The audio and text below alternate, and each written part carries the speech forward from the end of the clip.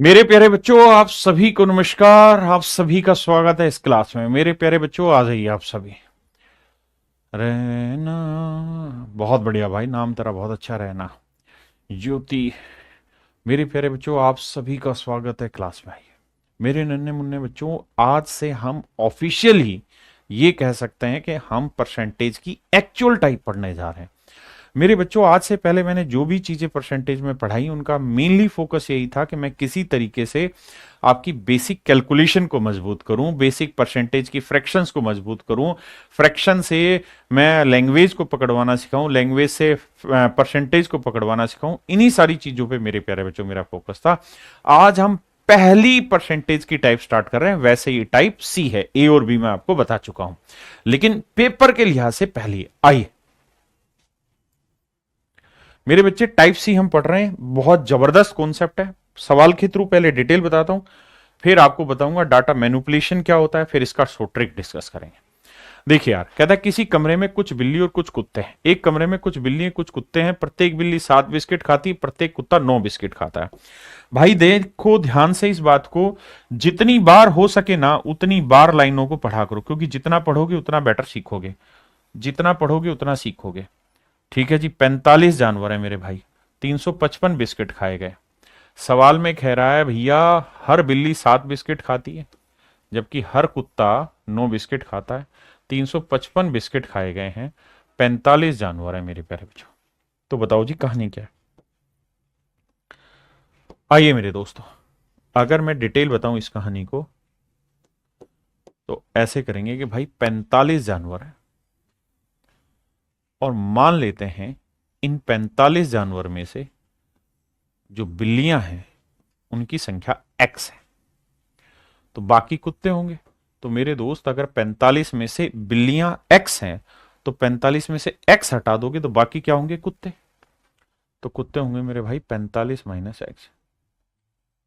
बहुत सुंदर। भाई मैं आपको कहूं कि 10 में से अगर 2 रुपए आपने रख लिए तो बचे कितने? 8। तो 45 में से अगर x रुपए आपने रख लिए तो बचे कितने? 45 माइनस एक्स। तो ऐसे 45 में x बिल्लियां, तो कुत्ते 45 माइनस एक्स। अब सवाल में कह रहा है जी बिल्लियों की जो संख्या है वो x है, और कुत्तों की जो संख्या है वो 45 माइनस एक्स आपने मान ली। कह रहा है जी हर बिल्ली 7 बिस्किट खाती है। तो भैया एक बिल्ली 7 खाएगी तो x बिल्लियां कितना खा जाएंगी? 7x। और मेरे बच्चे हर कुत्ता 9 बिस्किट खाता है, तो एक कुत्ता 9 बिस्किट, तो 45 माइनस एक्स कुत्ते कितना खा जाएंगे? तो गुना करेंगे। देखो 9 पंजे 45, 9 चौक 36 और 4 39, 395। भाई 9 पंजे 45, 5 असल 4, 9 चौक 36 और 4 40, 405 वे, और माइनस 9x। तो मैं ये कह सकता हूं कुल मिला के इतने बिस्किट खाए हैं कुत्तों ने, और इतने बिस्किट खा गई बिल्लियां, और बिल्लियां और कुत्ते मिला के जो बिस्किट हैं वो है मेरे प्यारे बच्चों 355। हाँ जी, तो 9x और 7x घटाएंगे मेरे बच्चे, क्या है? -2x। 405 प्लस का उधर जाएगा माइनस का, 355 माइनस 405 निकालेंगे, दैट इज -50। मेरे दोस्तों माइनस से माइनस गया, 2 से काटेंगे 25 आएगा, तो x की जो वैल्यू आई 25। और अगर x की वैल्यू 25 है तो ये बात स्पष्ट हो गई कि सर बिल्लियां जो थी वो x थी, और x की वैल्यू है 25। तो 45 में 25 बिल्लियां हैं, तो बाकी कुत्ते हुए, तो 45 में से 25 कुत्ते कितने हो गए भाई? 20। कुत्ते कितने हुए? 20।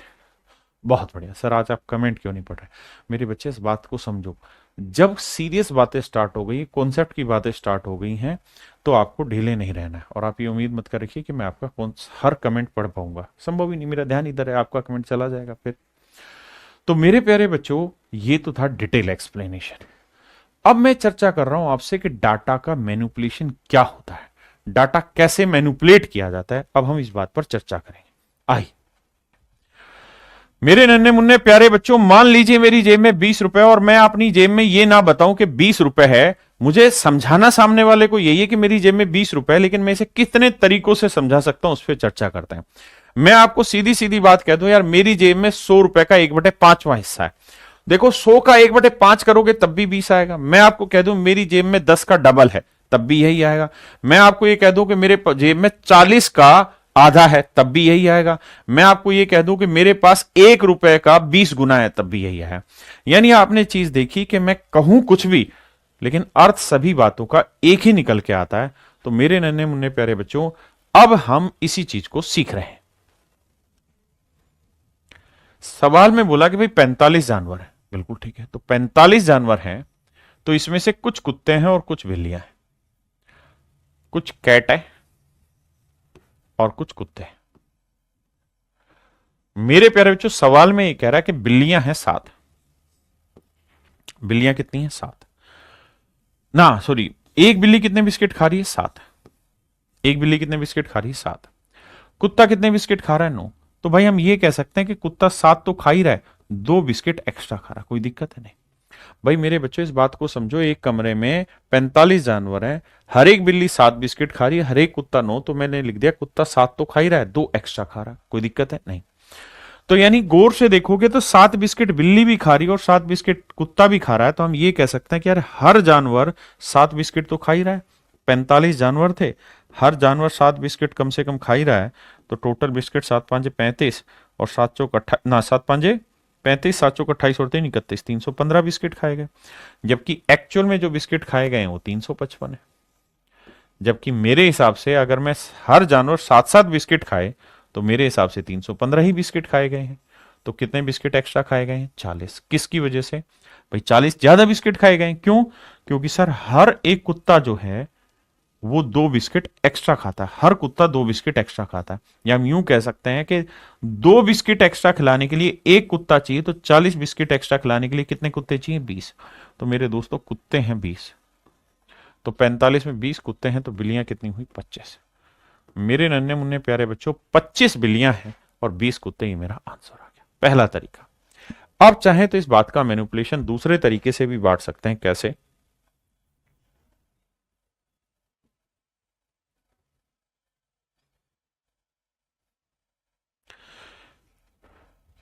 मैं इस बात को ऐसे कह सकता हूं कि भाई 45 जानवर, हाँ जी, कुछ कुत्ते हैं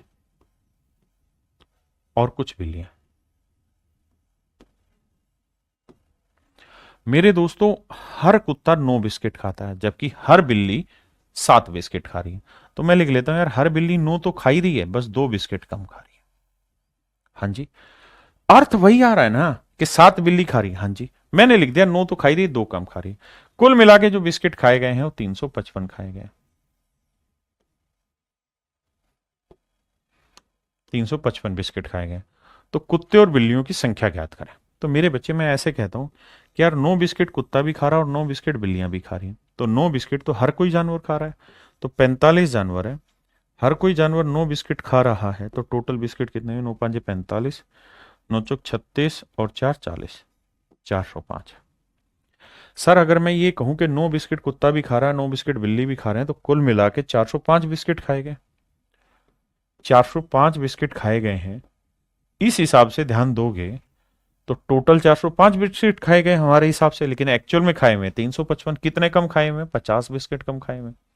भाई हम जो कैलकुलेशन कर रहे हैं उस हिसाब से 405 है, एक्चुअल 355 है। कितने बिस्किट कम खाए हुए? 50 बिस्किट कम खाए हुए। इसका लॉजिक क्या हुआ? ऐसा इसलिए हो रहा है क्योंकि हर बिल्ली सभी से 2 बिस्किट कम खाती है, या यूं कह दें कि 2 बिस्किट कम खिलाने के लिए एक बिल्ली चाहिए। तो 50 बिस्किट कम खिलाने के लिए कितने बिल्लियां चाहिए? 25। तो मेरे बच्चे, बिल्लियां निकल के आ गई 25। तो 45 में 25 बिल्ली हैं, तो कुत्ते कितने हुए? 20। हाँ है ना?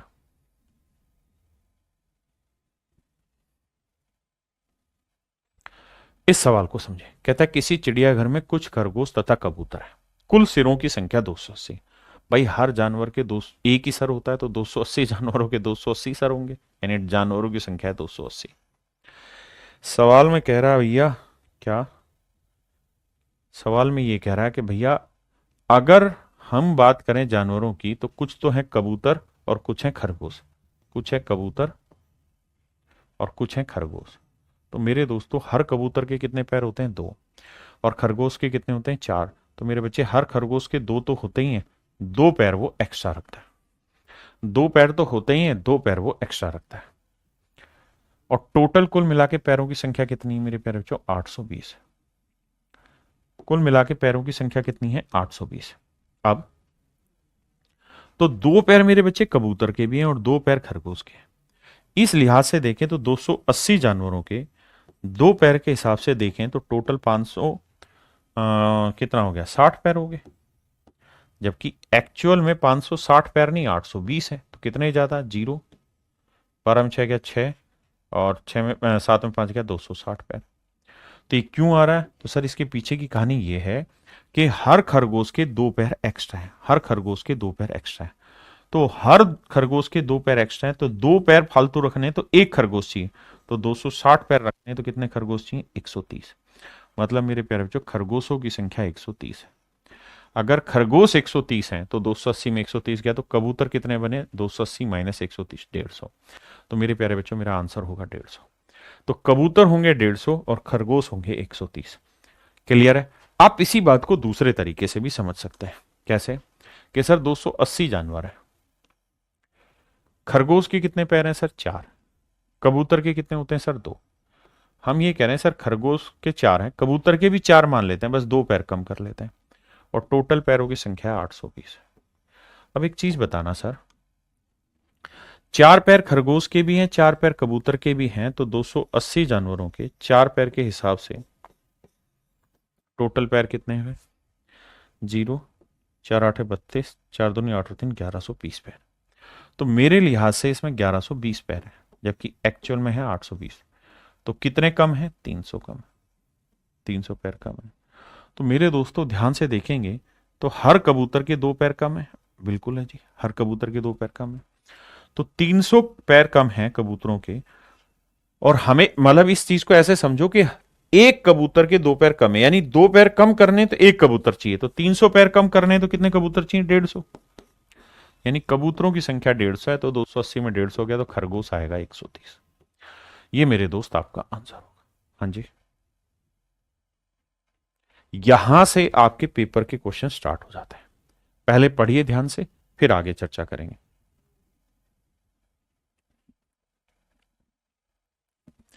देखिए मेरे दोस्त, कहानी को थोड़ा छोटा कर देते हैं। अब ध्यान से समझिएगा वर्ड टू वर्ड। देखिए अरिथमेटिक को समझने का एक ही तरीका है, लैंग्वेज को 3 बार 4 बार 5 बार लगातार पढ़िए, जब तक नहीं समझ में आए पढ़ते रहिए। कह रहा है the population of A town is 6000, किसी शहर की जनसंख्या 6000 है। मेल आर इंक्रीज बाई 5%, पुरुष 5% बढ़े हैं, जबकि महिलाएं इंक्रीज हुई 9%, महिलाएं 9% बढ़ी हैं। बिल्कुल। Then population will become 6500 after 1 year, जबकि 1 साल बाद की जनसंख्या 6500 हो जाती है। 1 साल बाद शहर की जनसंख्या 6500 हो जाती है। तो मेरे दोस्तों एक बात हो, टोटल पॉपुलेशन कितनी है? 6000। बिल्कुल सही है सर। मेल किस गति से बढ़ रहे हैं सर? मेल बढ़ रहे हैं सर 5% की गति से। फीमेल किस गति से बढ़ रही है जी? सर फीमेल बढ़ रही है 8% की गति से। 9%, तो हम लिख लेते हैं फीमेल 5% तो बढ़ ही रही है, 4% एक्स्ट्रा बढ़ रही है। और मेरे दोस्तों 1 साल बाद शहर की जनसंख्या 6500 हो जाती है। थी कितनी भैया? 6000। अब कितनी होगी बाबू? 6500। तो 6000 घटाओगे तो बन कितनी जाएगी? 500। कितनी हो जाएगी जी? 500। इसका मतलब 1 साल में इन्होंने 500 जनसंख्या बढ़ा दी शहर वालों ने। अब बेटा ऐसे सोचो कि 5% जनसंख्या तो मेल की बढ़ रही, 5% फीमेल की बढ़ रही, तो यूं कह सकते हैं कि सर 5% टोटल जनसंख्या ही बढ़ रही है। तो भैया 6000 का 5%, 5%, 2 जीरो से 2 जीरो काटा 300, यानी हमारे लिहाज से तो जनसंख्या बढ़नी चाहिए थी 300, लेकिन एक्चुअल में बढ़ी कितनी है? 500। तो कितनी ज्यादा बढ़ी हुई है? 200। ये 200 ज्यादा क्यों बढ़ी हुई है? क्योंकि सर फीमेल का 4% पॉपुलेशन एक्स्ट्रा बढ़ रहा था। फीमेल का 4% पॉपुलेशन एक्स्ट्रा बढ़ा है। इस 4% एक्स्ट्रा की वजह से ही तो ये 200 एक्स्ट्रा बढ़ा। तो 4 से काटेंगे 50, कैलकुलेट करोगे 50 को 100 से तो 5000। तो फीमेल का आंसर होगा 5000 मेरे बच्चों, और 6 में से 5 गया तो मेल आया 1000। पहले इतनी बात समझेंगे।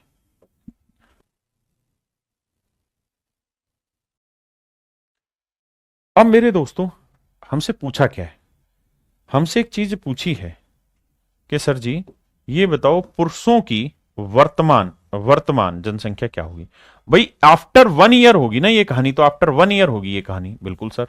हम तो आज की बात कर रहे हैं, तो सर आज अगर पुरुषों की बात करें तो पुरुष होंगे 1,000। लेकिन आप चाहो तो इस कहानी को उल्टा भी कर सकते हो। It is not necessary to do in the same manner. आप फीमेल लिख लो यहां, 9% बढ़ रही और मेल बढ़ रहे थे 5%। तो मेल को लिख लो 9% तो है ही, 4% कम है। भाई मेल कितने थे? 5%, फीमेल 9, तो मैंने 9 कर लिया, लेकिन फिर यहां मैंने 4 कम कर दिया। ठीक है जी। और टोटल जनसंख्या कितनी बढ़ी है? 500। मेरे प्यारे बच्चों इतना डिटेल बता रहा हूं ना, अब शैतानी मुझे किसी भी तरीके की बर्दाश्त नहीं होगी आपसे। रोज का काम रोज करना। देखिए ध्यान से। अब भाई 9% मेल भी बढ़ रहे हैं, 9% फीमेल भी बढ़ रहे हैं, तो इसका मतलब टोटल पॉपुलेशन ही 9% बढ़ेगी। हाँ जी। तो 6,000 का 9% क्या हुआ? 2 जीरो से 2 जीरो काटा, 540। इस हिसाब से जनसंख्या बढ़ी भाई 540। यार हमारे हिसाब से 540 बढ़ने चाहिए, है 500, तो कितने कमी बढ़ी भाई? 40 की कम बढ़ी। किसकी वजह से भैया? 4%। तो मेल का 4% जो वैल्यू है वो रिप्रेजेंट कर रहा है 40 को, तो 4 से काटेंगे 10 आया। तो मेल आएगा मेरे बच्चे 1,000। यानी मेरे दोस्तों पुरुषों की जो जनसंख्या है वो 1,000 है, मेल की जनसंख्या 1,000 है। तो 6 में से 1 घटाओगे तो यह आएगा 5,000।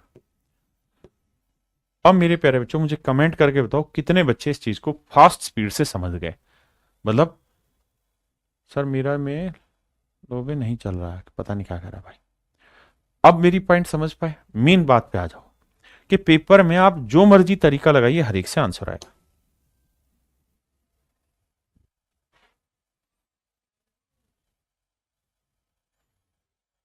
कह रहा है the population of A town at present is 5,000।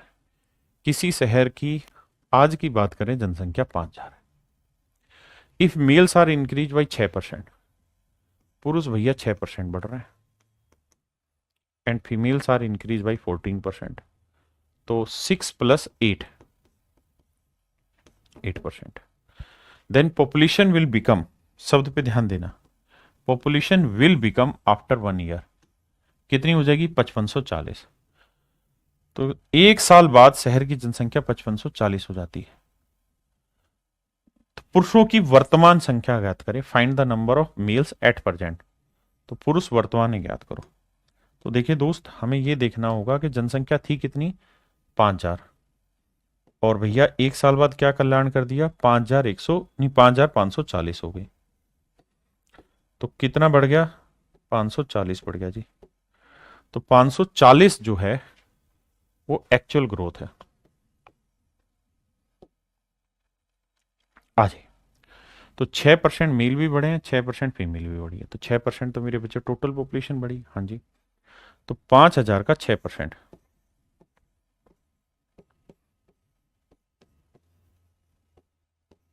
तो 300 बढ़ी हमारे हिसाब से। भाई हम जैसा सोच रहे हैं वैसे तो 300 बढ़ी, लेकिन एक्चुअल में बढ़ी 540। तो बाबू क्या कल्याण हुआ है? 240 का कल्याण हुआ है। किस कारण हुआ जी 240 का? काहे कि जो मेल हैं उनकी नहीं, फीमेल की जनसंख्या 8% बढ़ी है एक्स्ट्रा। तो फीमेल का 8% जो वैल्यू है दैट इज इक्वल टू 240। 8 से काटेंगे 30, तो फीमेल आ जाएगा 3,000। 3,000 आएगा ना बाबू। तो 5 में 3 गया तो 2,000 उत्तर आएगा। आप में से कितने बच्चे सहमत है इस बात से?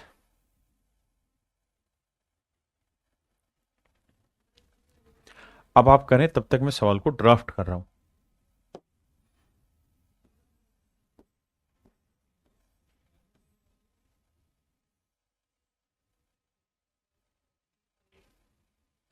महिलाओं की 5 है, तो पहले महिलाएं लिख लेता हूं, आप करते रहिए सवाल को। और मेल है 8%, तो 5 जमा 3%। आइए मेरे दोस्तों, कह रहा है population will become this after 1 year. 1 साल बाद इतनी हो जाएगी, 1 वर्ष बाद जनसंख्या इतनी हो जाएगी। तो मेरे नन्हे मुन्ने बच्चों एक बात तो बताओ, 10,272 हो जाएगी जी, मान ली बात आपकी सही, लेकिन आज कितनी है? आज है सर 9600। घटाते हैं जी, 2 आया, 7 आया, 12 में 6 गया, 6 आया, 10 में 9 गया, 1 है। गलत कर रहा हूं क्या मैं? हाँ, हासिल तो आएगी नहीं। यानी कुल मिला के 672 जनसंख्या बढ़ी है। ध्यान देना भाई, कह रहा है जी 672 जनसंख्या बढ़ी हुई है कुल मिला के 1 साल में। अब मेरे दोस्तों सामने आई क्या कि भाई 5% मेल बढ़े, 5% फीमेल बढ़ी, तो इस हिसाब से 5% पूरी जनसंख्या बढ़ी। सर कोई दो राय नहीं है। तो भैया 9600 का 5%,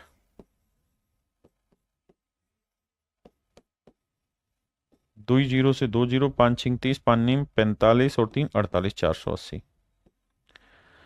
तो 480 जनसंख्या हमारे हिसाब से सर 480 जनसंख्या बढ़ी। हमारे हिसाब से लाला 480 जनसंख्या बढ़ी है। ठीक है जी। एक्चुअल में क्या हुआ सर? 672। कितने का लोचा है? 2, 17 में 60 गया 9, और 5 में 4 गया 192। यानी हमारे हिसाब से 192 ज्यादा बढ़ी हुई हमारे हिसाब से। क्यों?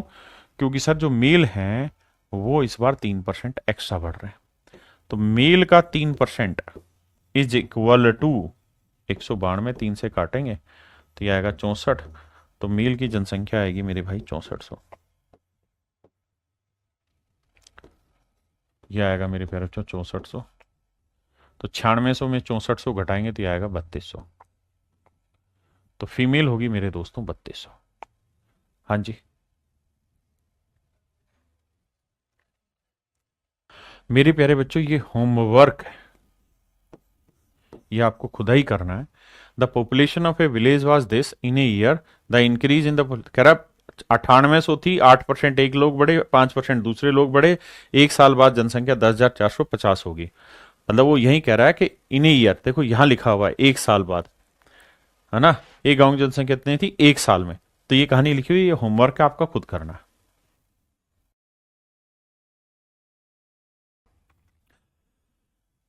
मेरे प्यारे बच्चों ध्यान से देखिए, सवाल में कह रहा है कि 2010 में a library contain a total of 11,500 books in 2 categories. कहता भैया 11,500 किताबें थी 2010 में एक लाइब्रेरी के अंदर। इसमें 2 कैटेगरियां बनी हुई है, एक फिक्शन की, एक नॉन फिक्शन की। कहता है बाबू जो फिक्शन की कैटेगरी है उसमें जो ग्रोथ है मेरे बच्चों वो है कितनी, कहा गया, वो ग्रोथ है मेरे भाई 10% की। और जो नॉन फिक्शन है उसमें ग्रोथ है 12% की। तो इसे लिख लेते हैं, 10 तो है ही, 2% एक्स्ट्रा है। अब मेरे दोस्तों आगे कह रहा है कि 2015 में जो लाइब्रेरी में किताबें होगी वो 12,760। तो भैया 12,760 किताबें होगी 5 साल के बाद, है ना। और ये रेट ऑफ इंक्रीज जो है पूरे 5 साल का, यानी उसी टेन्योर में क्या इंक्रीज हुई वो दे रखा है। और थी कितनी मेरे भाई? तो आप कहेंगे 11,500। 11,500 थी और मेरे भाई 12,760 हो गई। कितनी इंक्रीज हुई? 0, 6, 7 में 5 गया 2, और 2 में 1 गया 1। यानी इस हिसाब से कह रहा है कि 1260 किताबें बढ़ी हैं इन 5 सालों में कुल मिला के। अब मेरे बच्चे मैं आपको ये कह रहा हूं कि अगर मान लो कुल मिला के 10% का ग्रोथ हो फिक्शन में भी और 10 ही नॉन फिक्शन में, तो टोटल 11,500 किताबें थी। इसका 10% निकालेंगे तो कितना निकल के आएगा भाई? 1150 किताबें। तो हमारे हिसाब से ग्रोथ होनी चाहिए थी 1150 किताबों की। है कितनी भाई? 0, 6 में 5 गया 1, 2 में 1 गया 1। 110 किताबों की ग्रोथ हमारे अकॉर्डिंग ज्यादा हो रखी। क्यों? क्योंकि जो नॉन फिक्शन किताबें हैं वो 2% ज्यादा ग्रोथ ले रही। तो नॉन फिक्शन किताबों का 2% जो वैल्यू है वो है मेरे बच्चों 110। 2 से काटेंगे आएगा 55।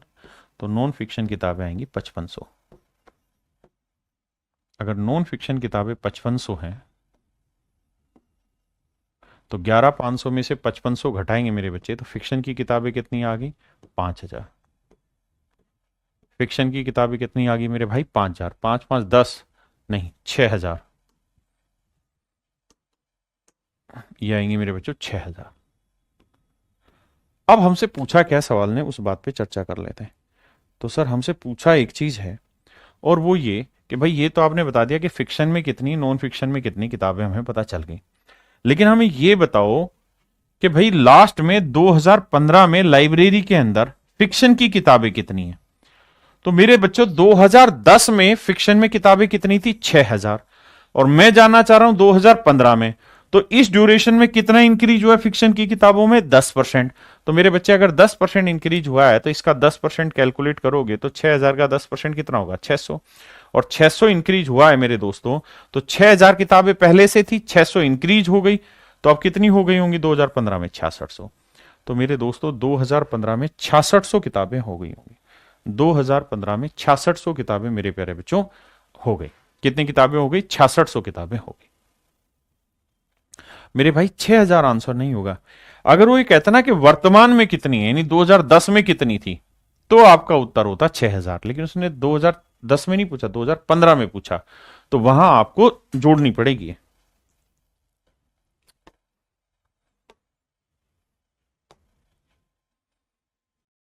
देखिए यार, सवाल में ये कह रहा है कि एक आदमी ने 16,000 रुपए,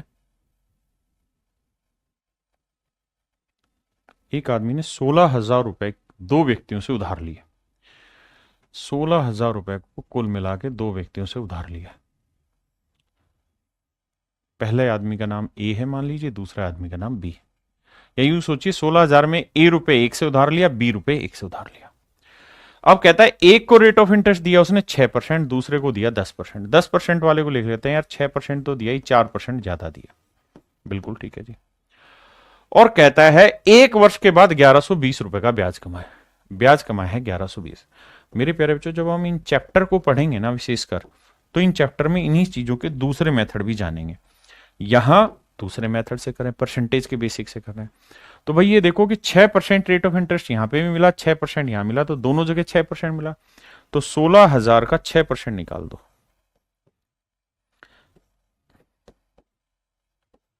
तो ये आएगा मेरे बच्चे 9600 रुपए, 960 रुपए।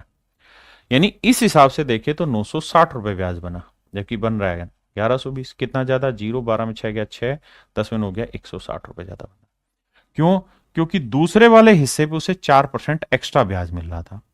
तो बी पे जो उसे एक्स्ट्रा 4% इंटरेस्ट मिल रहा है, ये बराबर है 160 के। 4 से काटेंगे, 4 चौक 16, 40 है। तो दूसरा हिस्सा जो आएगा वो आएगा 4000। अब उसने पूछा कि 10% की रेट पे कितना पैसा उधार दिया, तो यही वाला तो था 10% वाला, तो ये 4000 रुपए उधार दिया। तो मेरे बच्चे आंसर होगा 4000।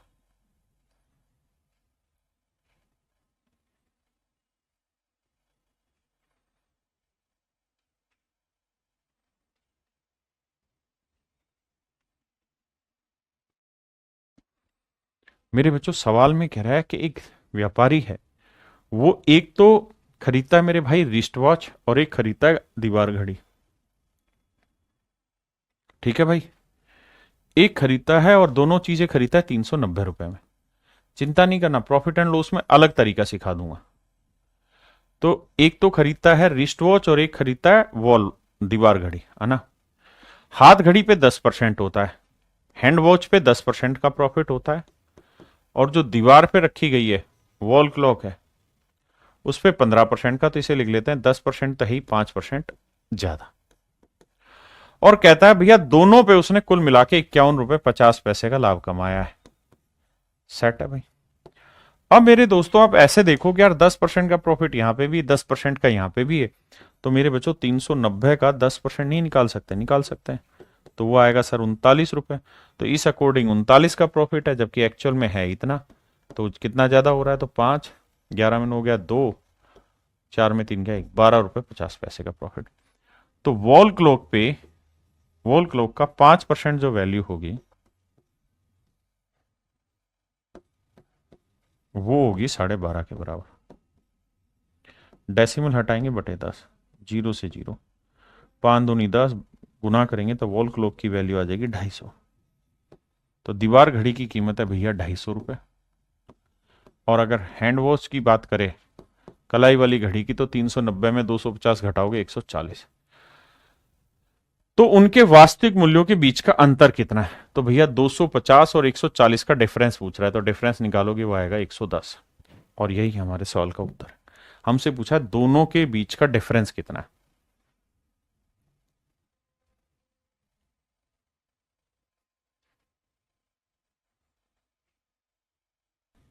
देखिए मेरे दोस्त,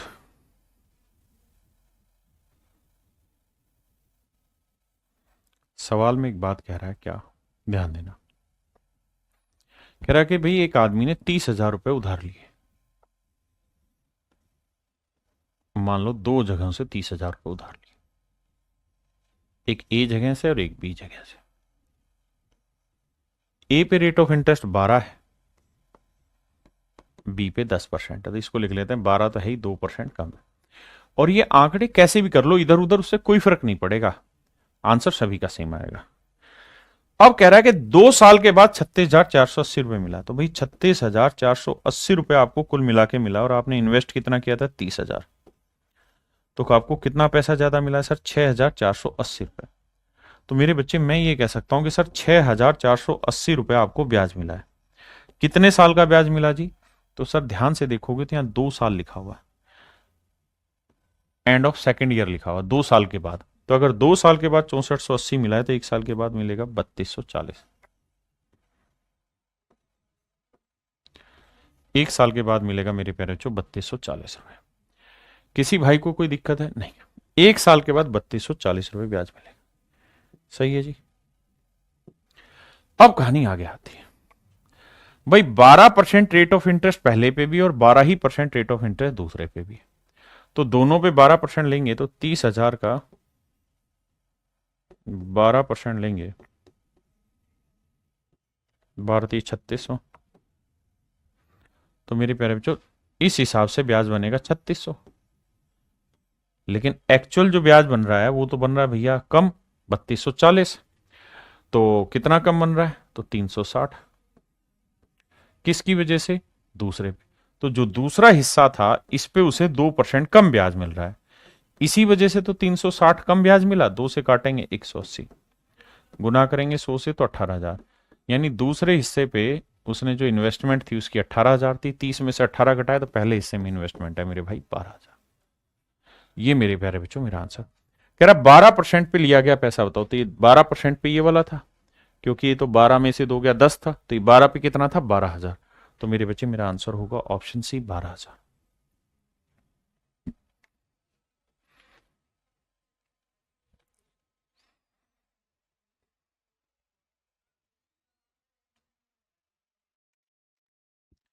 आइए मेरे बच्चे, कह रहा था total salary of Gaurav and Ayush in A company is rupees this. कहता है गौरव और आयुष की कंपनी में जो टोटल सैलरी है वो इतनी है, 47,520 रुपए।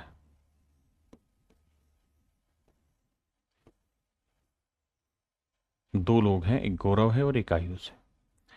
कहता है गौरव की सैलरी में 23% का इंक्रीज हो रहा है, जबकि दूसरे की सैलरी में 30% का। अब मेरे दोस्तों एक बात बताओ, 23% निकालना आसान है या 30%? तो हमेशा क्या करो, जो आसान हो उसको पूरे पे लेके चलो। तो हम मान लेते हैं भाई आयुष का 30% इंक्रीज है सैलरी में, जबकि गौरव की सैलरी में इंक्रीज है कितना, 23%। तो हम कहेंगे गौरव की में 30% तो इंक्रीज हो ही रहा है, बस 7% कम इंक्रीज हो रहा है। हाँ जी सर, बिल्कुल ठीक बात है। और कह रहा है कि 1 साल के बाद जनसंख्या, मतलब उसका जो वेतन है वो 59,928 रुपए हो जाता है। माइनस करेंगे कितना, 47,520, घटाएंगे 8, 2 में 2 गया 0, 9 में 5 गया 4, 9 में 7 गया 2, 5 में 4 गया 1, तो यह आया मेरे बच्चे 12,408।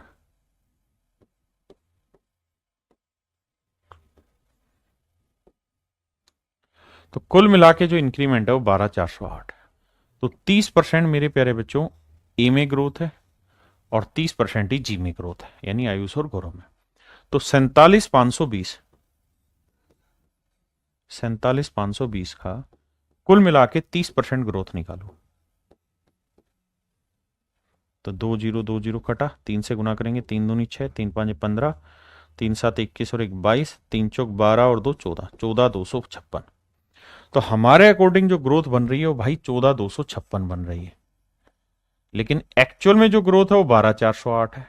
तो कितने की कमी निकालते हैं, 16 में 8 गया 8, यहाँ 4 बचा, फिर यहाँ 12 में से 4 गया 8 आया मेरे भाई, यहाँ 3 में 2 गया 1। 1848। हमारे हिसाब से 1848 इनकम कम बन रही है। क्यों कम बन रही? क्योंकि गौरव की 30% नहीं 7% कम ग्रोथ था। तो गौरव की इनकम का जो 7% था वो बराबर है इसके। तो देखिए यार, 7 से काटेंगे, 7 दूनी 14, बचा कितना जी? 7 दूनी 14, 4, 7 छिंग 42, बचा कितना? 2, 7 चौक 28। तो गौरव की जो तनख्वाह है वो बनी 26,400। तो मेरे भाई गौरव की जो सैलरी वो 26,400 बनी। और इसमें से घटा देंगे तो वो आ जाएगी आयुष की सैलरी। अब जरा ध्यान देना पहले इतनी बात पे। अगर मैं आपसे कहूं कि भाई आयुष की तनख्वाह निकाल के बताओ, तो आप यही तो कहोगे सर कि भाई 47,520 में से गौरव की सैलरी कितनी? 26,400। ये घटा देंगे तो बाकी आयुष की आ जाएगी। तो 0, 2, 1, 1, 2, यानी 21,120 रुपए जो तनख्वाह है वो है मेरे बच्चे आयुष की, और 26,400 रुपए तनख्वाह है गौरव की। वो कह रहा है कि भैया हमको क्या बताओ, हमको इन दोनों के बीच का डिफरेंस बताओ। तो डिफरेंस निकालना है। तो भाई देखो 26,400 में से 21,120 घटाओ। 0, 10 में से 0, 10 में से 2 गया 8। यहां क्या बचा मेरे बच्चों? यहां 3, 3 में गया 2। तो देखो 280 कहां आ रहा है, किस ऑप्शन में के आखिर में 280 है? यहां है कहीं नहीं, यही है। तो ये मेरा आंसर है। बाकी और भी घटाओगे तो 6 में से गया 5। तो 5,280 मेरा आंसर है। मेरे बच्चों सवाल में कह रहा है total population of A city is 9500। किसी शहर की कुल जनसंख्या 9500 है। 9500 है करंट पॉपुलेशन। कहता है मेल जो है वो 14.2% बढ़े हैं, जबकि फीमेल 17.7% बढ़े हैं। और टोटल पॉपुलेशन जो है वो 11,003 बन गई। ठीक है जी। कहता है 9500 से 11,003 बन गई। लड़के इतने बढ़ ना, महिलाएं इतनी बढ़ गई और पुरुष इतने बढ़ गए। बाकी कहानियां बाद में, पहले इसी को सेटल करते हैं। देखिए इसी क्वेश्चन को करने का एक शॉर्ट तरीका है मेरे बच्चों, मिक्सचर एंड एलिगेशन। लेकिन वहां भी नहीं जाना, जो चैप्टर पढ़ रहे हैं केवल उसी पे फोकस करिए। देखो मेरे भाई 9500 लोग हैं कुल मिला के। 9500 में जो मेल है मेरे बच्चों वो इंक्रीज कर रहे हैं 14.2%, और जो फीमेल हैं वो इंक्रीज कर रहे हैं 17.7। तो फीमेल को लिख लेते हैं जी 14.2 तो है ही, प्लस 3.5 एक्स्ट्रा है, 3.5% एक्स्ट्रा। बस इतनी ही बात समझनी। बिल्कुल ठीक है, जोड़ेंगे तभी 17.5 7 ही हुआ। और कह रहा है 11,003 हो गई। तो मेरे भाई 11,003 हो गई कितने से? 9500। तो देखो यार 3 आया, 0 आया, 10 में 5 गया 5 आया, 10 में से 9 गया 1, 1503 आया। यानी हम ये कह सकते हैं कि भैया इस टेन्योर में 1503 बच्चों की क्या बढ़ गई? जनसंख्या मतलब माफ करिए 1503 लोगों की कुल मिला के जनसंख्या बढ़ गई। पहले इतना समझो।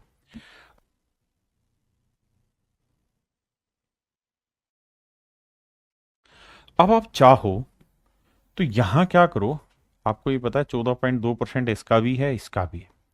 यहां सारा गेम है कैलकुलेशन का। तो 9500 का मेरे प्यारे बच्चों मैं निकाल लेता हूं 14.2%।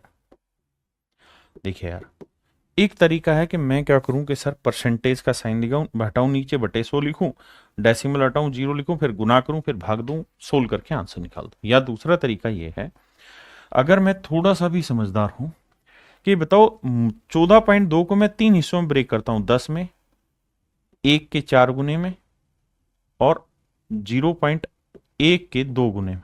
आप कहें ठीक है। मेरे बच्चों ये बताओ 9500 का 10% क्या होगा? 950। 9500 का 1% क्या होगा? 95।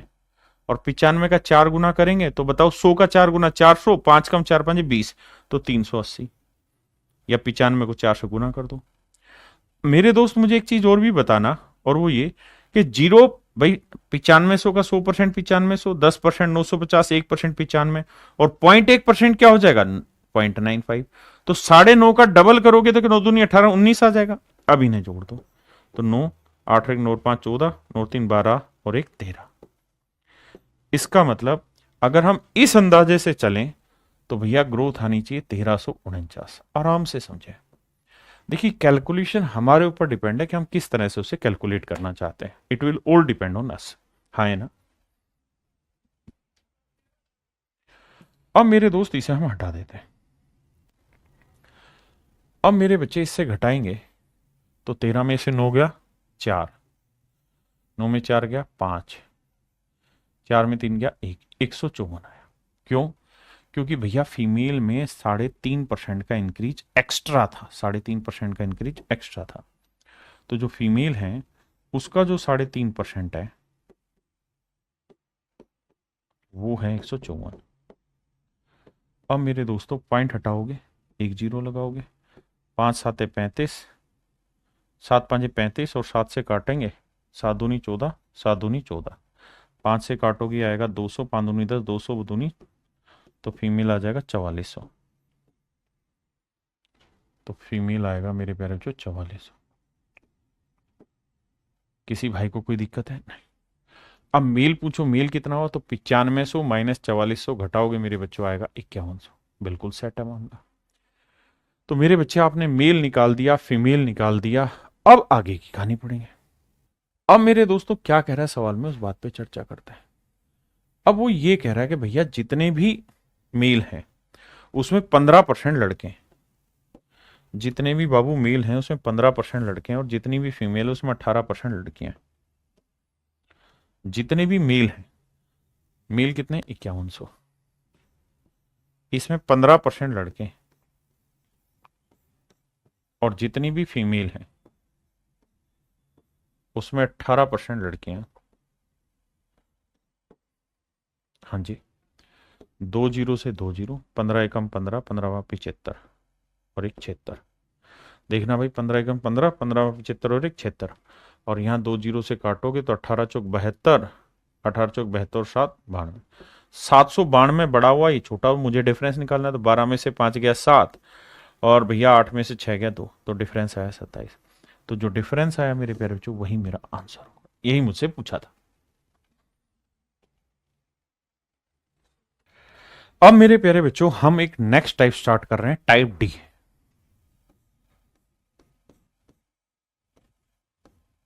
टाइप डी स्टार्ट कर रहे हैं। मेहुल बाली भाई मांझा, दिमाग खराब ना करा कर अपना भी भाई। प्रिंस पटथक भाई कह रहे हैं सर प्लीज थोड़ा सा कमेंट देख लिया करो। मेरे बच्चे बिल्कुल देख रहा हूं कमेंट।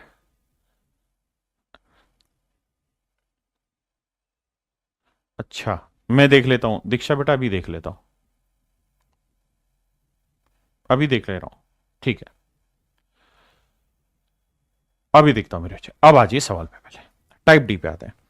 टाइप डी में मेरे प्यारे बच्चों फेल और पास के क्वेश्चन है। आइए देखते हैं जरा फेल और पास के क्वेश्चन। फेल पास की कहानी को समझते हैं। आओ मेरे भाई आइए। सवाल में कह रहा है 40% आर दी पासिंग मार्क्स। कहता है 40% जो अच्छा नंबर ले आया वो पास हो जाएगा। Student gets 250 marks yet fails by 38 marks. कहता है एक बच्चे के 250 नंबर आए लेकिन फिर भी वो 38 नंबर से फेल रह गया, तो मैक्सिमम मार्क्स क्या होंगे? मेरे बच्चों एक बात समझना।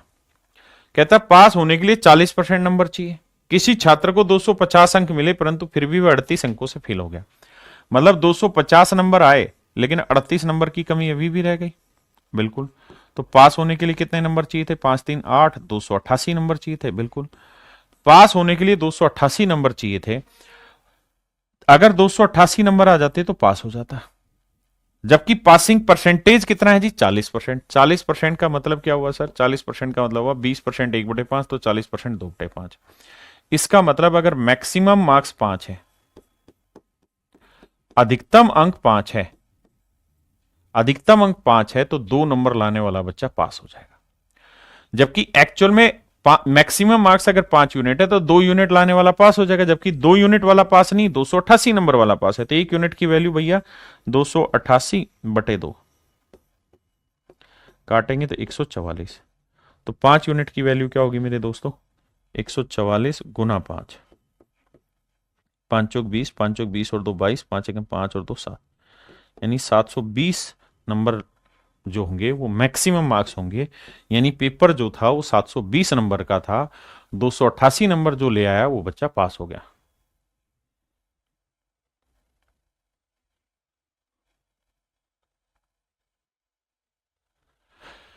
दिव्यार्थी भाई, अगर एक इंक्रीज एक डिक्रीज होता है और अगली ईयर और ए सर्टेन टाइम बाद कोई चेंज नहीं हुआ टोटल पॉपुलेशन में, मेरे प्यारे बच्चों, उसने क्या कहा, हमें उस लैंग्वेज पे फोकस करना है और किसी चीज पे नहीं। उसने फोकस कहा कि भाई उतने टेन्योर पे, तो हम उस टेन्योर पे फोकस कर रहे हैं।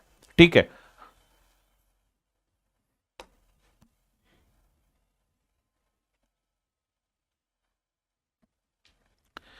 ये मेरे बच्चे फेल पास में अगली कहानी है। आओ पहले इसे डिटेल समझाता हूं, फिर शॉर्ट में समझाऊंगा।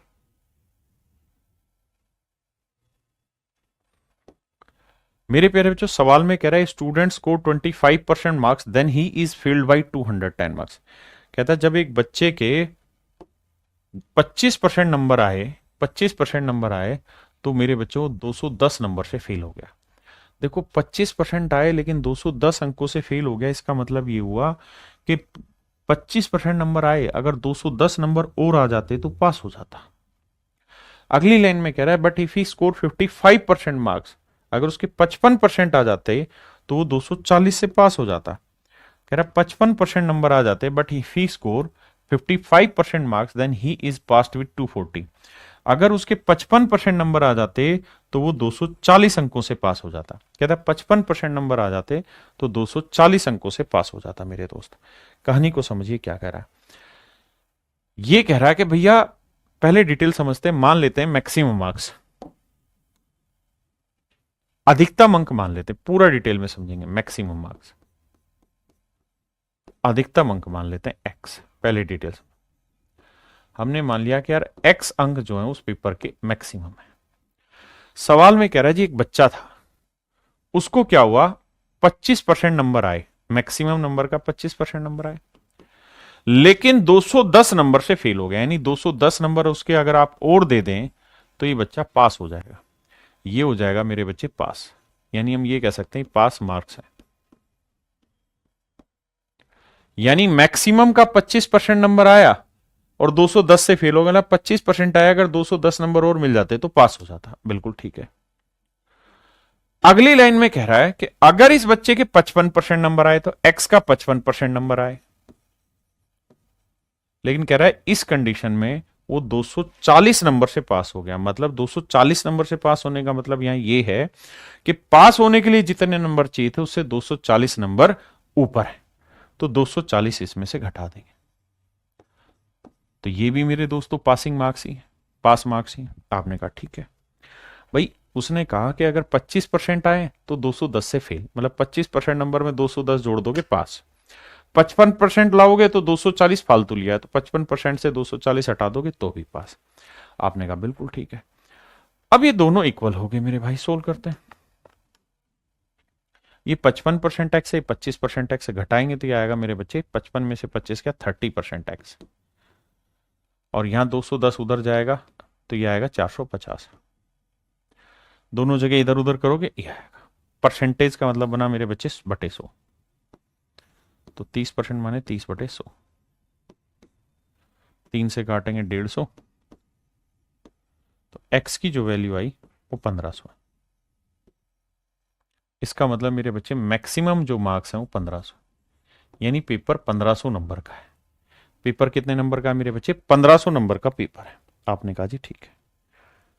अगर 1500 नंबर का पेपर है मेरे बच्चे, तो अब अगली सवाल आपसे ये पूछेगा कि भाई पासिंग परसेंटेज बताओ या पासिंग मार्क्स बताओ, तो कैसे कैलकुलेट करें। तो आप कहोगे सर एक बात बताइए, पासिंग मार्क्स निकालेंगे। हाँ जी सर, पासिंग मार्क्स कैसे निकलेगा सर। सर 1500 है टोटल नंबर, और सवाल की लाइन में लिखा था कि एक बच्चे के 25% नंबर आए। पहली लाइन में बोला था कि एक बच्चे के जब 25% नंबर आते हैं तो 210 से फेल हो जाता है। यानी 1500 का 25% नंबर लाया, लेकिन 210 की कमी रहेगी, अगर 210 ले आता तो पास हो जाता। तो इसका मतलब ये हो गया मेरे प्यारे बच्चों पासिंग मार्क्स। हाँ जी, अब इसे सोल्व करेंगे। 2 0 से 2 0, 15 5 75, 15 दूनी 30 और 7 37, जमा 210, जोड़ेंगे तो यह आएगा 5, 7 और 1 8, 3 2 5, 585। अगर मेरे प्यारे बच्चों मैं आपसे कहूं पासिंग परसेंटेज बताइए, पासिंग परसेंटेज बताइए, तो पासिंग परसेंटेज का फार्मूला होगा पासिंग मार्क्स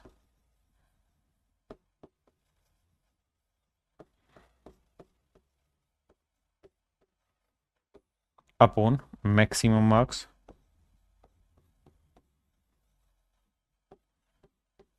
इंटू 100।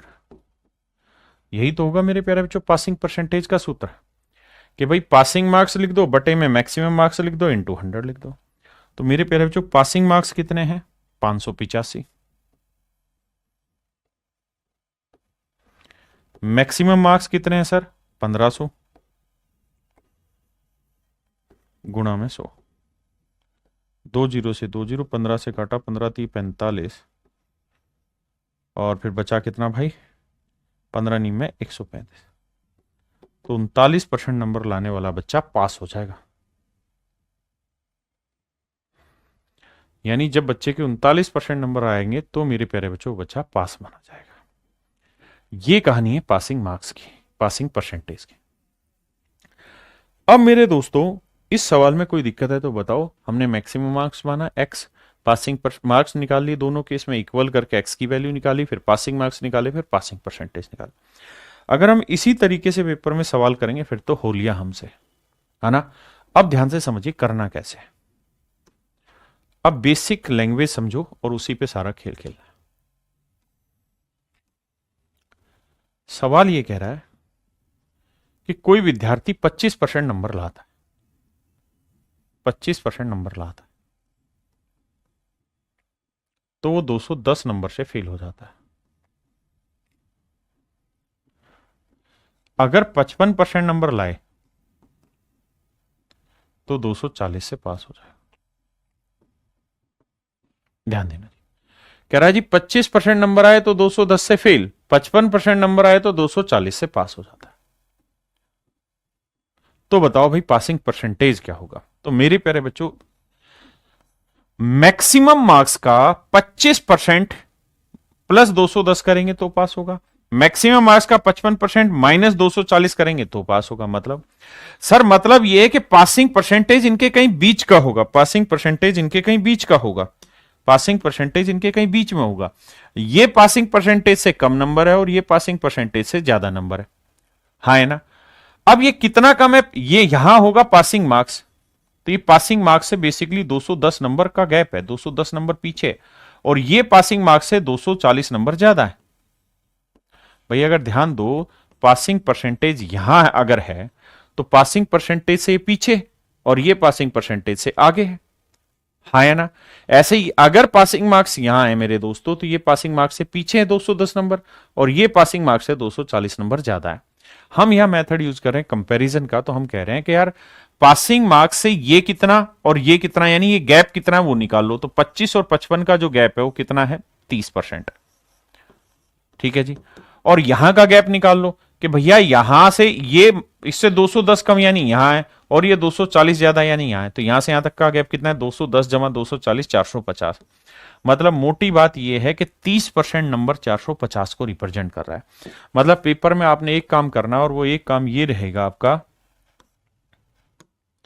क्या कि भैया 25% और 55 का डिफरेंस निकालो। 55 में से माइनस करेंगे 25 तो ये डिफरेंस आएगा 30%, और यहां 240 में से माइनस करना माइनस 210, तो मेरे प्यारे बच्चों ये 240 माइनस माइनस प्लस 210 जोड़ोगे तो ये हो जाएगा 450, तो ये वैल्यू हो जाएगी 450 मेरे भाई। हाँ जी, तो 30% जो है वो 450 नंबर को रिप्रेजेंट कर रहे हैं, तो 1% की वैल्यू क्या होगी? तो 450 बटे 30, 450 बटे 30, जीरो से जीरो 3 से काटेंगे 15, तो 1% की वैल्यू मेरे भाई 15 होगी। यानी हम ये कह सकते हैं कि 15 नंबर से सर 1% बनता है, 15 नंबर से 1% बनता है। तो मैक्सिमम मार्क्स कितने होते हैं भाई? मैक्सिमम मार्क्स कितने होते हैं? तो सर मैक्सिमम मार्क्स जो होते हैं वो 100% होते हैं। और 1% कितने नंबर से मिलके बना, 1% की वैल्यू 15 नंबर है, तो 100% कितना हो जाएगा 1500, यानी 1500 अंक जो है वो मेरे अधिकतम है। मेरे बच्चों अब एक बात बताइए, 15 नंबर से 1% बनता है तो 210 नंबर से, 15 एकम 15, बचा कितना मेरे भाई 6, 15 चौकू 60, यानी मैं ये कह सकता हूं कि भाई 15 नंबर से अगर 1% बना तो 210 नंबर से कितना बनेगा 14%। तो यार एक बच्चे के 25% नंबर आए, एक बच्चे के 25% आए, बस 14% की कमी रह गई थी, वरना वो पास हो जाता। तो 25 में 14 की कमी, तो 25 जमा 14 कर दोगे तो मेरे भाई आएगा 39, यानी 39% नंबर लाने वाला बच्चा पास हो गया। मेरे प्यारे बच्चों 39% नंबर लाने वाला बच्चा क्या हो गया, पास। अब यहां आ जाइए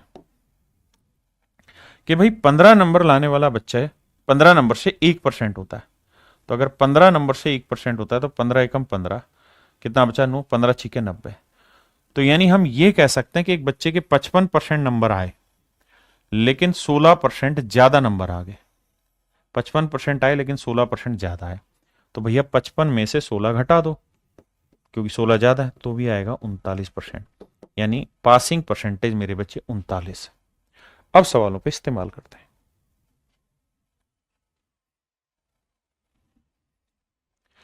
कह रहा है स्टूडेंट स्कोर 36% मार्क्स, एक बच्चे के 36% नंबर आए और वो 32 नंबर से फेल हो गया, लेकिन अगर उसके 48% नंबर आए होते तो 64 नंबर से पास हो जाता। 48% नंबर आते तो 64 नंबर से पास हो जाता। पासिंग परसेंटेज बताइए मेरे बच्चों। 48 में से 36 घटाओगे 12, और यहां 64 में से माइनस करेंगे -32, तो माइनस माइनस प्लस हो जाएगा, 64 32 96। इसका मतलब ये हुआ कि 12% जो है वो 96 को रिप्रेजेंट कर रहा है।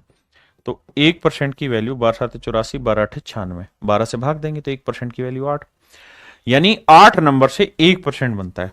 तो अगर आपसे पूछे मैक्सिमम मार्क्स बताओ तो 100% होता है, तो भैया 1% से 8 नंबर, तो 100% से कितने हुए 800 नंबर, सॉरी 800 नंबर, यानी 800 नंबर लाने वाला बच्चा मैक्सिमम स्कोर करेगा, मतलब 800 नंबर जो है वो मैक्सिमम मार्क्स है। पासिंग परसेंटेज पूछा है, तो अगर 8 नंबर से 1% बनता है तो 32 नंबर से कितना बनेगा, 8 चौक 32, 4%। तो सोचो एक बच्चे के 36% आए लेकिन 4% की कमी रह गई, तो 36 और 4 40% वाला पास हो जाता। या ऐसे देखो कि यार 8 नंबर से 1% बना तो 64 नंबर से कितना बना 8%, बिल्कुल ठीक है। तो यानी एक बच्चे के 48% आए और 8% ज्यादा आ गया, तो 48 में से 8 हटाओगे तो आएगा कितना 40%।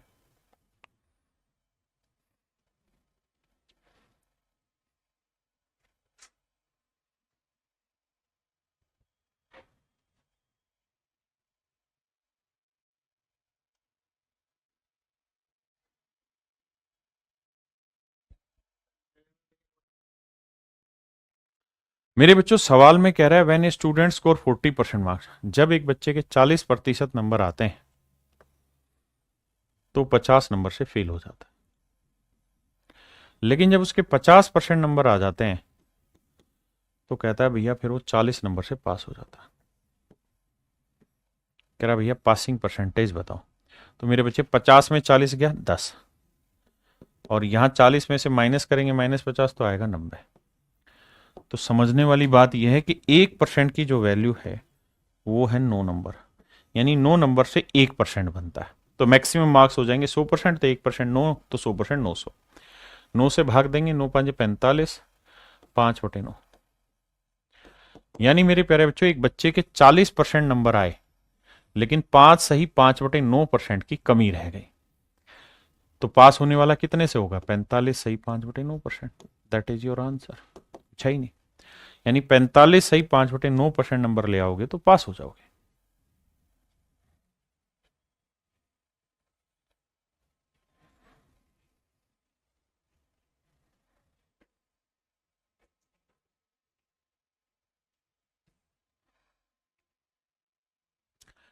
कहता है when a student score 30% marks then he is fail by 5 marks, जब एक बच्चे के 30% नंबर आते हैं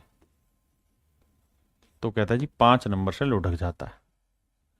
लेकिन अगर 40% नंबर आते हैं तो कह रहा भैया 15 नंबर से पास हो जाता है।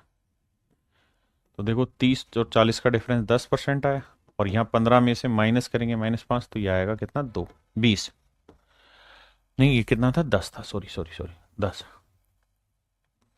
तो 10 में से माइनस करेंगे -5, तो जुड़ के 15 हो जाएगा।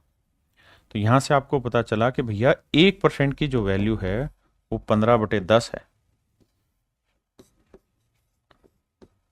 यानी 3/2 है।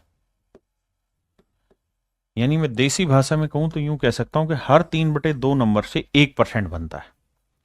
तो मैक्सिमम मार्क्स कितने होते हैं सर, 100%।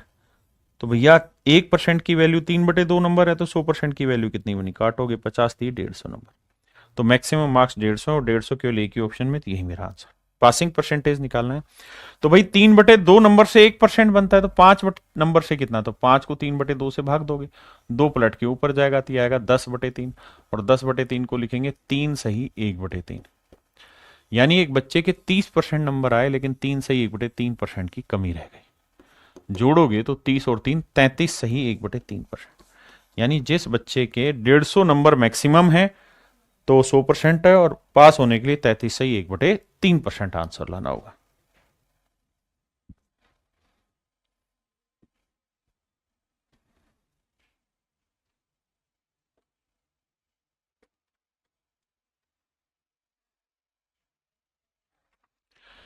मेरे बच्चों सवाल में कह रहा है कि गीता ने 30% अंक लिए। 30% जब उसके नंबर आए तो कह रहा है भैया 50 नंबर से फेल हो गई। वहीं पे अगर उसके 45% नंबर आए होते, या किसी दूसरे बच्चे के 45% नंबर लाया होता, तो पास होने के लिए 25 अंक ज्यादा आ जाते। पहले इतनी ही कहानी सेट करते हैं। 45 में 30 गया 15%, 25 में से माइनस करेंगे -50 75, तो 15% 75, तो मेरे बच्चे 1% कितने नंबर बनाता है, तो 5 नंबर। मैं ये कह सकता हूं सर 5 अंकों से 1% बनता है। 5 नंबर अगर कोई बच्चा ले आएगा तो 1% बनेगा। तो वो ये नहीं पूछ रहा कि मैक्सिमम मार्क्स बताओ, पासिंग परसेंटेज बताओ, नहीं, उसने लाइन बदल दी। यहां से क्या लाइन बदली, उसने कहा सर तो फिर ये बताओ then how many marks did Vimal get if he score 64% marks. अगर एक बच्चे के 64% नंबर आते हैं तो कितने नंबर आए होंगे उसके। तो बेटा ये बताओ 1% की वैल्यू आपको पता कितने नंबर है, 5। तो 64% की वैल्यू क्या होगी। तो सर 1% से जब 5 नंबर बन रहा है तो 64% से 5 चौक 20, 5 30 और 2 32, 320 नंबर है। तो मेरे बच्चे मेरा आंसर आया 320। मेरे नन्हे मुन्ने प्यारे बच्चों 320 मेरा सही आंसर। हाँ जी,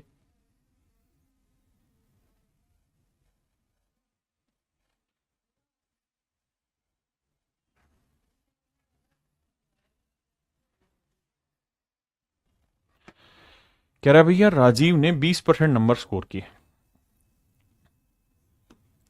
तो फेल हो गया 11 नंबर से। लेकिन अगर इफ स्कोर 50% मार्क्स, 50% नंबर ले लेता तो उसके 4 नंबर ज्यादा आ जाते पास होने से। तो पहले यहीं तक की कहानी सेट करते हैं भाई। ये आया 30%, बहुत बढ़िया जी।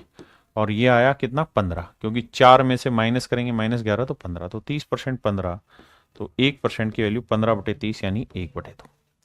यानी आधे नंबर से ना मेरे भाई 1% तैयार होता है, आधे नंबर से 1% तैयार होता है। अब वो कहना क्या चाह रहा है उस बात पे चर्चा करते हैं। कहना वो ये चाह रहा है कि भाई ये बताओ कि पास होने के लिए कितने नंबर चाहिए।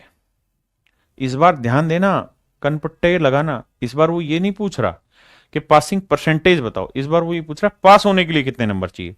तो मेरे नन्हे मुन्ने बच्चों एक बात बताओ, अगर हम इस बात को समझ गए कि भैया 1% की वैल्यू आधा नंबर है, 1% की वैल्यू आधा नंबर है, 1% की वैल्यू आधा नंबर है, तो ये बताओ 20% की वैल्यू क्या होगी।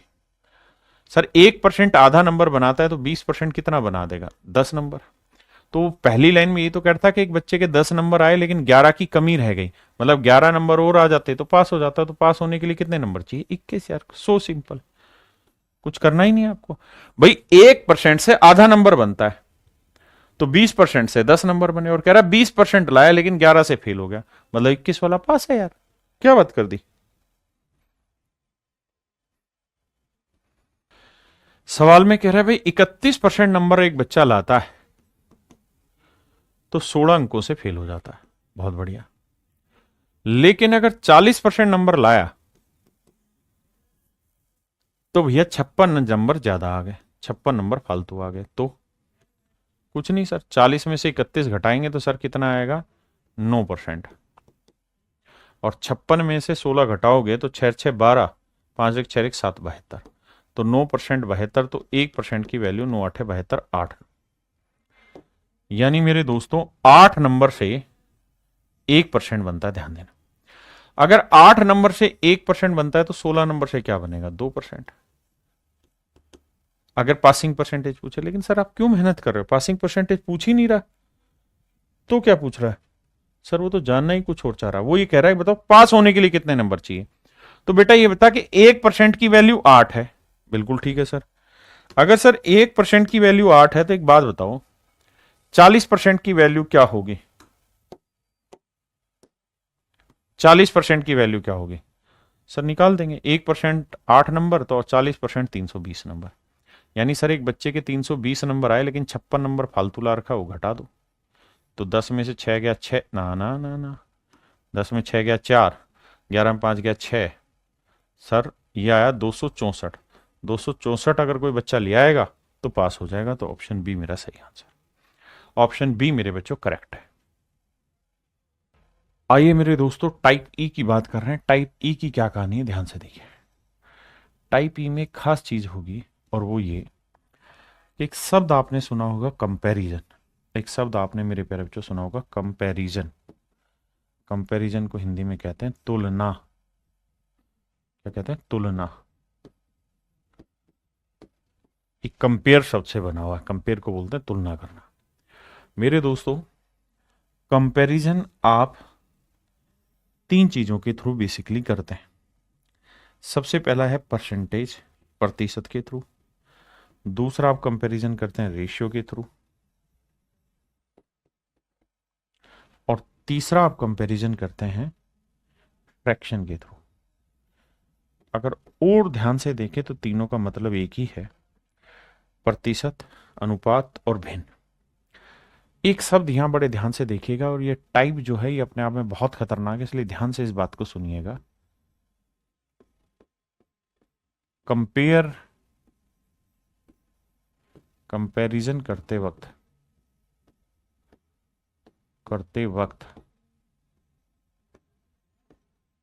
हमें रियल वैल्यू लेने की जरूरत नहीं, लेने की जरूरत नहीं, जरूरत नहीं। मेरे दोस्तों मैं ये कह रहा हूं कि जब भी आप कंपैरिजन कर रहे हैं तो वहां हमें रियल वैल्यू लेने की जरूरत नहीं। अब आप कहेंगे ये क्या राम कहानी लिखवाई, इस बात का अर्थ तो समझाओ। तो आ जाओ मेरे दोस्तों। मेरे दोस्तों अगर मैं आपको ये कहूं कि भाई मेरी उम्र और आपकी उम्र में तुलना करके बताओ, मेरी एज और आपकी एज में कंपैरिजन करके बताओ, तो आप कहेंगे कि सर ना तो मुझे आपकी उम्र बताने की जरूरत है, ना मुझे अपनी उम्र बताने की जरूरत है, मैं वैसे ही कह दूंगा कि आप 2 साल के हो तो सर हम 3 साल के हैं। यानी मेरे प्यारे बच्चों मेरी और आपकी उम्र का यहां पे कंपैरिजन हो गया, तुलना होगी। जबकि सच बात यह कि ना तो मैंने रियल एज अपनी बताई ना रियल एज आपकी बताई, और सिर्फ इस बात के आधार पे मैंने दुनिया को बता दिया कि मैं छोटा हूं और तुम बड़े हो। ठीक है भाई। अगर मेरे बच्चे मैं आपको ये कहूं कि यार मैं तुमसे 50% तेज भाग सकता हूं, मैं तुमसे 50% तेज भाग सकता हूं, 50% तेज भागता हूं, तेज भागता हूं, तो इसका मतलब ये हुआ कि अगर आप जितनी देर में 100 मीटर भागेंगे उतनी देर में मैं 150 मीटर भाग जाऊंगा, क्योंकि मैं तो मैं हूं। हाँ है ना। तो मेरे दोस्तों यहां मैंने आपको यह नहीं बताया कि आपकी स्पीड क्या है और मेरी स्पीड क्या है, मैंने नहीं बताया। लेकिन मेरे बच्चे मैंने आपको यह बता दिया कि भैया मैं आपसे 50% तेज हूं। यानी आप कंपैरिजन कर सकते हैं दोनों के बीच में। मेरी बात समझ पाए कि नहीं।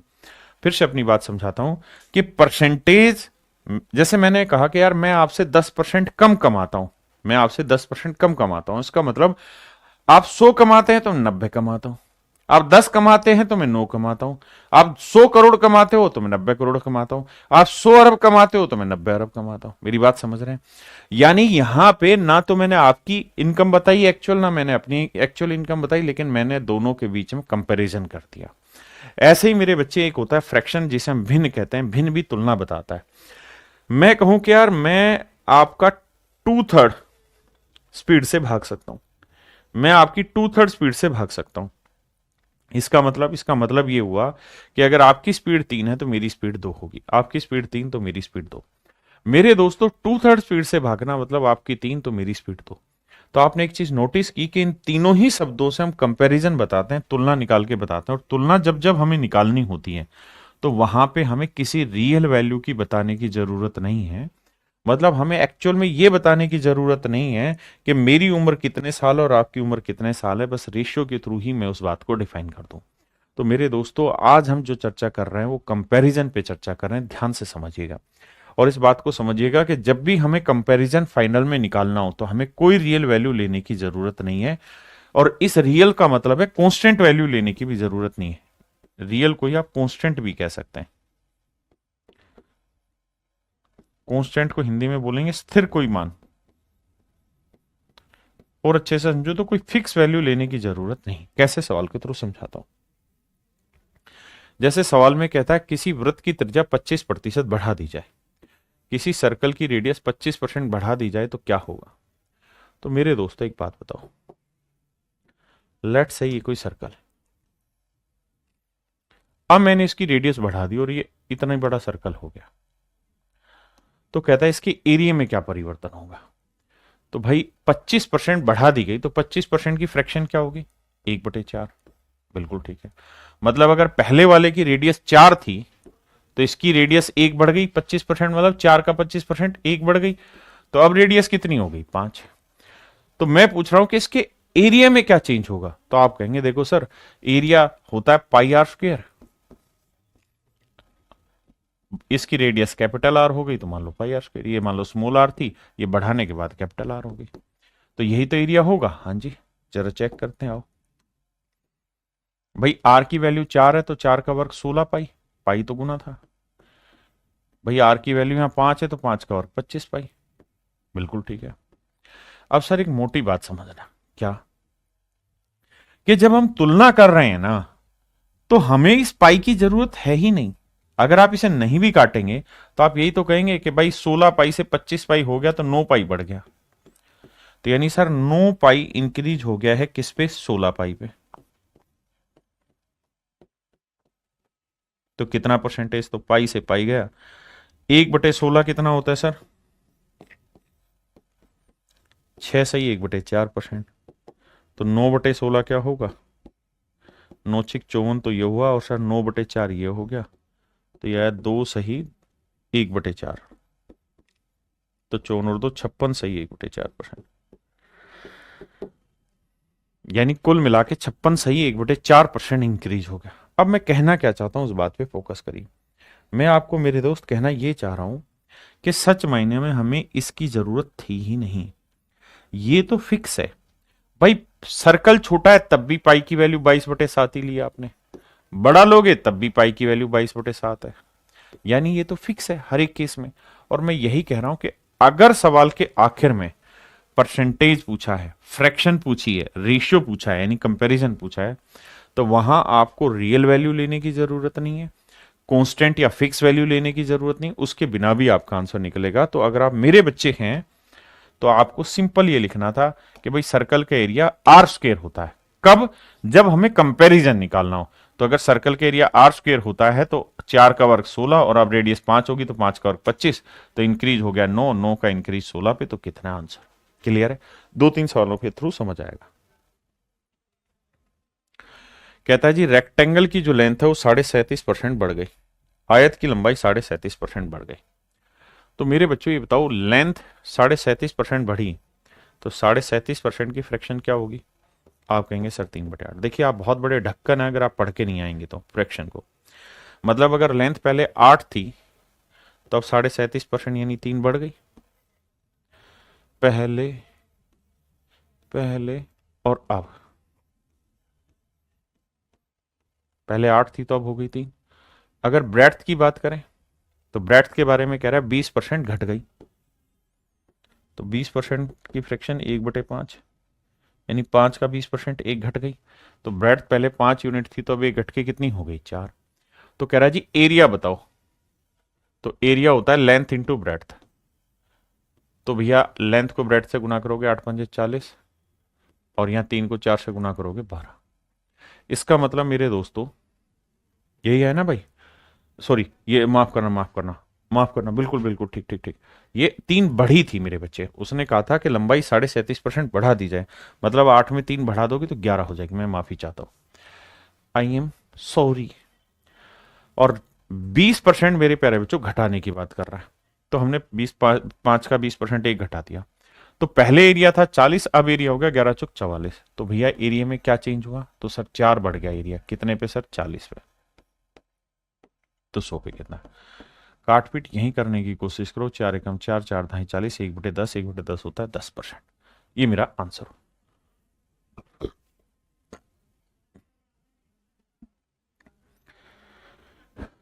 कहता है किसी वर्ग की भुजाएं 40% बढ़ जाती है।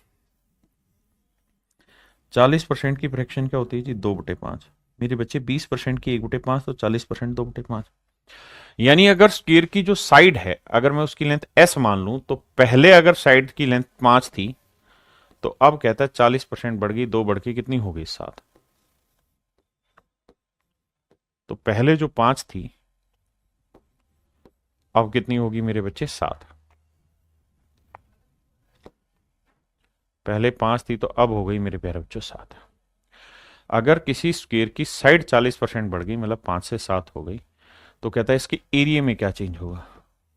तो एरिया क्या होता है मेरे बच्चों, साइड का स्क्वायर, वर्ग का क्षेत्रफल जो होता है वो भुजा का वर्ग होता है। तो 5 का वर्ग 25 और 7 का वर्ग 49, यानी पहले जो एरिया 25 था वो 49 हो गया, कितना बढ़ा भाई 24। तो 24 का इंक्रीज 25 पे, तो 100 पे कितना, 25 चौक 100, 24 चौक 96। आंसर आएगा मेरे बच्चे 96%। कितने बच्चे समझिए, बहुत बढ़िया शानदार।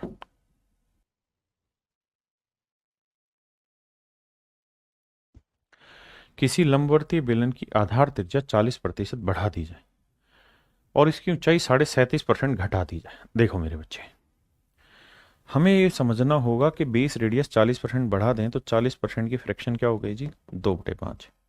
20% 1/5, 40% 2/5, यानी बेस की रेडियस मेरे बच्चों 5 थी तो 2 बढ़ के अब हो गई 7। और कहता है कि इसकी हाइट 37.5% घटा दें, तो 37.5% की फ्रैक्शन 3/8, यानी हाइट अगर इसकी 8 थी तो मेरे बच्चे 3 घट के कितनी हो गई 5।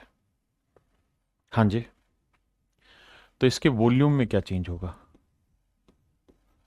तो वॉल्यूम होता है मेरे प्यारे बच्चों क्या, पाई आर स्क्वायर एच। जिन बच्चों को नहीं पता वो अभी छोड़ दो, इस फार्मूले को लिख लेना, जिनको पता है वो तो खुश हो जाएंगे। तो मेरे दोस्तों वॉल्यूम होता है पाई आर स्क्वायर एच। और मैंने आपको ये बात समझाई कि जब भी आप कंपैरिजन निकाल रहे हैं तो जो चीज कांस्टेंट रहती है हर एक बार फिक्स रहती है उसको हटा दो, तो पाई हटा दिया। तो आर स्क्वायर एच करेंगे तो आर की वैल्यू 5 का और 25 और एच की वैल्यू 8, 25 8 है 200। आर की वैल्यू 7 है, एच की वैल्यू 5, तो 7 का वर्ग 49 और एच की वैल्यू 5, क्योंकि भाई मुझे तो आर स्क्वेयर इंटू एच करना है, तो 7 का वर्ग 49 गुना 5 करना है, तो यह आएगा 245। आपने कहा जी ठीक है, इसमें तो कोई दो राय नहीं है। तो मेरे बच्चे बताओ वॉल्यूम कितना बढ़ गया, तो सर 45 बढ़ गया वॉल्यूम। तो 45 बढ़ गया है मेरे भाई किस पे, 200 पे। तो 100 पे कितना भाई, 2 जीरो से 2 जीरो काटा, 2 से काटा 22.5। तो आंसर आया मेरे पे बच्चों 22.5%, that is in option A.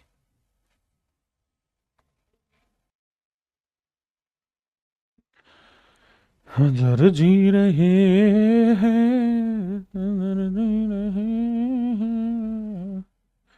आइए मेरे प्यारे बच्चों, सवाल करना शुरू करते हैं। पांचवा, ध्यान दीजिए।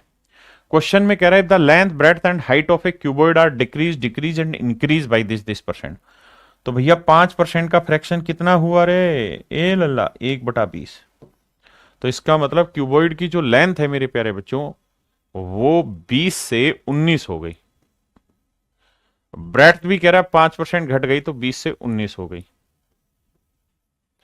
लेकिन कह रहा है भैया जी, उसकी जो हाइट है, लेंथ ब्रेड्थ तो डिक्रीज हुई माइनस माइनस, और हाइट बढ़ी 20%। तो भैया 20% का फ्रैक्शन क्या हुआ? 1/5। यानी अगर हाइट मेरे प्यारे बच्चों 5 थी, तो अब एक बढ़ के कितनी हो गई? 6। कह रहा वॉल्यूम में बताइए क्या चेंज होगा।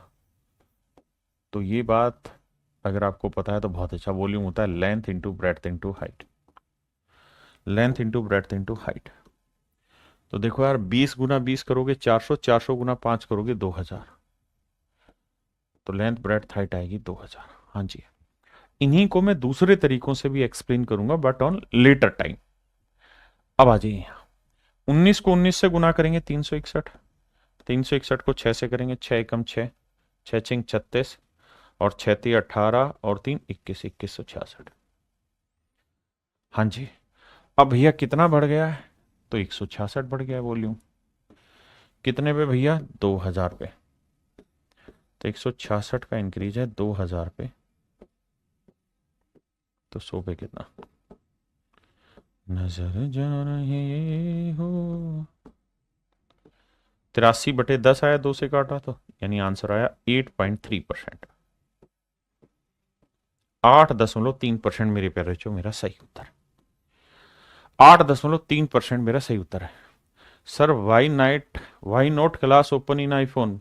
ललित बघेल भाई, आईफोन में भी क्लास ओपन होती, क्या बात कर दी?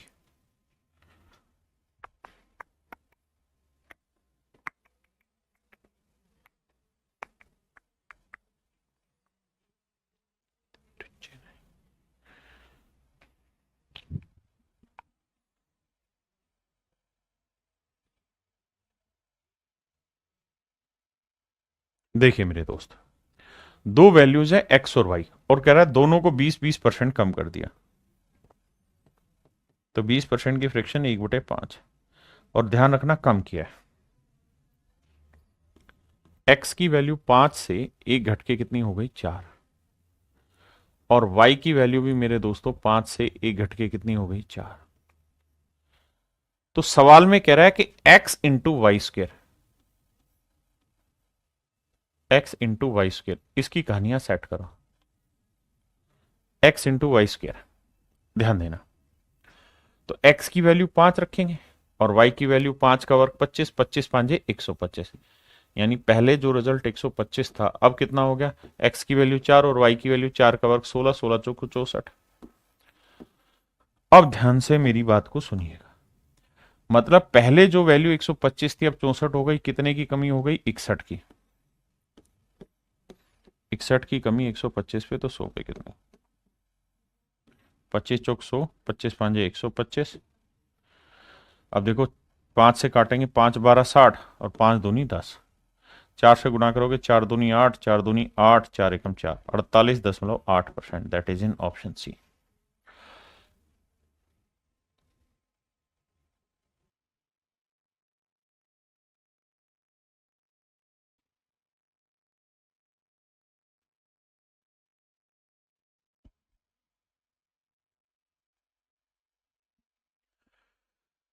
नजर आ रहा है धीरे ही धीरे।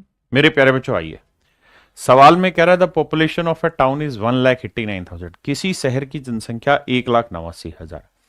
4/9 ऑफ देम आर मेल्स, उसमें से 4/9 भाग पुरुष है। ध्यान देना, 4/9 ऑफ देम, देम का मतलब टोटल पॉपुलेशन का 4/9 भाग पुरुष है। 4/9 लोग पुरुष है कुल जनसंख्या का, बाकी महिलाएं हैं। कहता 50% मेल आर मैरिड, 50% पुरुषों ने ब्याह कर रखा है, मतलब शादी हो रखी है। अब सवाल पे कुछ डिटेल्स इंफॉर्मेशन आपसे चाह रहा है, आइए बात करते हैं। मेरे बच्चों सबसे पहला काम ये देखा करो कि हमसे पूछा क्या है। अगर हमसे परसेंटेज पूछा हुआ है, फ्रैक्शन पूछा हुआ है, रेशियो पूछा हुआ है, तो इसका मतलब कंपैरिजन पूछा हुआ है। और कंपैरिजन जब जब पूछा हो, there is no need of real value की जरूरत नहीं, फिक्स वैल्यू की जरूरत नहीं, कांस्टेंट वैल्यू की जरूरत नहीं, इन सारी चीजों की जरूरत ही नहीं होती आपको। So you can just simply ignore them. Okay, आओ जी। नजर आ रही है। देखिए मेरे दोस्त, कह रहा था population of A town is 1,89,000। किसी शहर की जनसंख्या 1,89,000 है। 4/9 ऑफ देम आर मेल। मतलब कुल जनसंख्या का 4/9 भाग पुरुष है। तो कुल जनसंख्या का 4/9 भाग मतलब अगर टोटल पॉपुलेशन 9 है, कुल जनसंख्या टोटल पॉपुलेशन अगर ये 9 है मेरे प्यारे बच्चों, अगर कुल जनसंख्या 9 है, अगर मेरे प्यारे बच्चों कुल जनसंख्या 9 है, कुल जनसंख्या 9 है मेरे दोस्तों ध्यान देना, अगर कुल जनसंख्या 9 है तो कह रहा है उसमें 4 भाग पुरुष है, 4 आर मेल। यानी अगर मेल की बात करें, पुरुषों की बात करें तो 4 पुरुष है, यानी 9 लोगों में से 4 पुरुष हैं। तो महिलाओं की संख्या तो ज्यादा है भैया। तो 9 में से 4 घटाया 5, क्या हो गई? फीमेल। अगर 9 लोग हैं तो उसमें से 4 मेल हैं, बाकी 5 फीमेल है। ठीक है जी। अब अगली लाइन में कह रहा है कि भैया इसमें कुछ शादीशुदा भी हैं, और शादीशुदा की बात कर रहा है कि भाई 50% लोग शादीशुदा है, 50% ऑफ द पॉपुलेशन, नहीं 50% मेल्स आर मैरिड, 50% पुरुष शादीशुदा है। तो मेरे दोस्तों 4 पुरुष हैं, 4 का 50% 2 शादीशुदा है। अब मेरे बच्चों बात हो रही है एक शहर की, एक शहर की। तो तय है कि उस शहर में जो 2 पुरुष शादीशुदा हैं उनकी औरतें भी तो होंगी और वो उसी शहर में रह रही होंगी। ऐसा थोड़ी है कि 2 आदमियों की शादी हुई, औरतें कहीं और होगी दूसरे शहर में। नहीं, मानना यही होगा कि सर अगर 2 पुरुष शादीशुदा हैं तो ये हुए होंगे किससे भैया? 2 महिलाओं से। यानी महिलाओं में 2 ही महिलाएं शादीशुदा है, यानी 5 में 2 महिलाएं शादीशुदा है। ये अर्थ मेरे प्यारे बच्चों हमें इसका निकालना पड़ेगा, वरना बात नहीं बनेगी। अब पहला सवाल लेते हैं। पहले सवाल में क्या कह रहा है भैया? कह रहा प्रतिशत विवाहित जनसंख्या ज्ञात करें। मतलब जनसंख्या में विवाहित कितना परसेंट है बताइए। तो जनसंख्या कितनी लिए भैया हम? 9। और इसमें मैरिड कितने हैं? 2 तो पुरुष शादीशुदा हैं साहब, और 2 हैं जी महिलाएं शादीशुदा। तो टोटल कितने शादीशुदा हो गए जी? 4। तो कह रहा है जी कितना परसेंटेज हो गया? क्योंकि जनसंख्या में शादीशुदा कितने हुए? 4/9। समझ रहे हैं ना? तो यह आया 44 सही 4/9%।